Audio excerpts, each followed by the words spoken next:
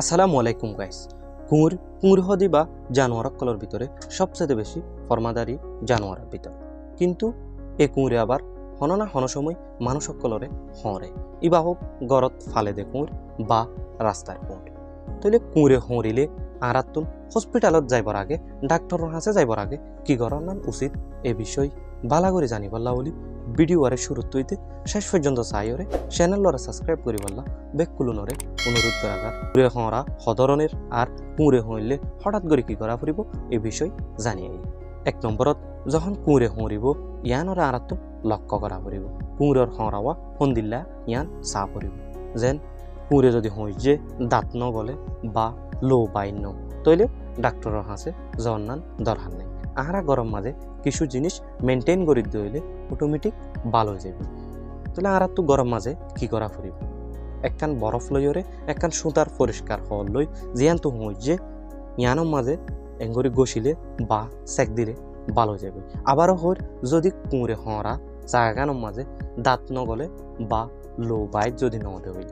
2 নম্বরত কুঁড়ে হই যে দাঁতও গললে রক্ত বাইর, যদি বেশি রক্ত বাইরত দইলে তইলে আর তো কি করা ফুরিব, যখন বেশি রক্ত বাইরব তখন একখান সুতার হর বা বেন্টিস লইরে চাপ দি দরিয়রে শুরুর মাঝে রক্ত বন্ধ করা ফুরিব। রক্ত বন্ধ করানোর পরে সাবন বা ডেটলস দিয়রে বালাগরি কুঁড়ে হুঁচে জাগাই আনরে দুই ফেলা ফুরিব। দুয়ানোর পরে ডেটল বা শ্যাবলন লাগাইব যাহাতে জাম সকল মরি যাগই, কুঁড়োর মুগতুন ফজ্জে দে জীবাণু সকল মরি যাগই। ইয়ার পরে যত দ্রুত সম্ভব হসপিটালত লৈ যা হইব।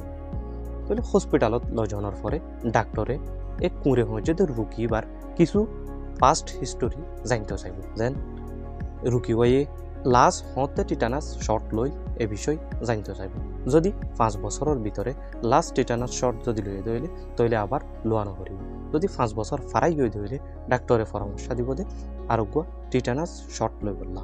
জ্ঞানর পাশাপাশি যদি গড়ের কুঁড়ে হয়েছে দইলে গড়ের কুঁড়িবারে মিনিমাম 15 দিন বাঁধি রাখিওরে ক্লোজ অবজারভেশনত রাখা পড়িব, যাতে কুঁড়িবারতুন রেবিস আক্রান্ত হইয়ে কিনা এ ধরনের লক্ষণ দেখা যার কিনা ইয়ান কনফার্ম করি বললাম। আশা করি আপনারা বুঝি পাইজ।